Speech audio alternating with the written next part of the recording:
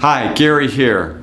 Changing Health. You know, we've seen these different programs out there with weight loss and so forth, but I'm always taken aback when I run into somebody that I've known where they're real heavy and they've lost, 100 pounds or so. Like, kind of like that guy Jared on Subway. I think he left his weight off, but that was like 15 years ago, and it seems like he, I don't know if he would do the Subway diet per se, but anyway, it seemed like he was able to keep that off.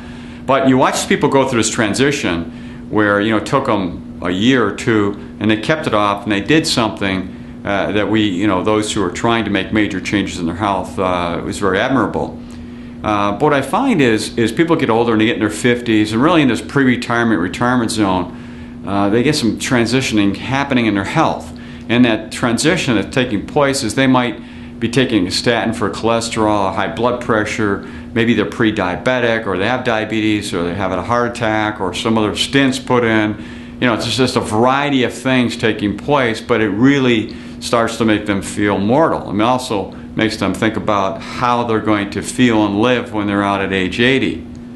So, it's an interesting look. And there was a book done about 7 years ago by two gentlemen. One is a Dr. Henry Lodge, an internist, preventive medicine guy, and his patient, a 7-year-old gentleman named Chris Crowley. So they came out with this book called Younger Next Year. And there's a version for men and a version for women.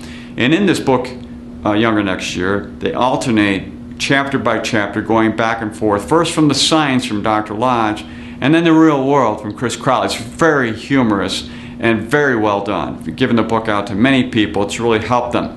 But, as you're going through this transition, where, really your life is changing your money here, what do you do about these various health issues?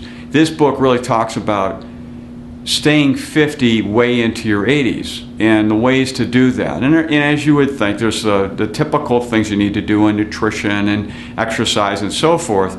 But it really is a great book for you to get your head around it and watch a real person deal with these issues and the comedic things that take place and the different things you're trying to do in your life relative to this. And I believe that when we go through these changes, health changes, almost everybody goes through, it's both mental and it's physical.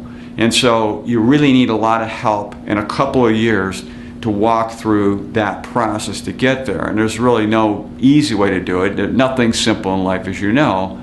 But this book really has helped me and a lot of other people kind of walk through that.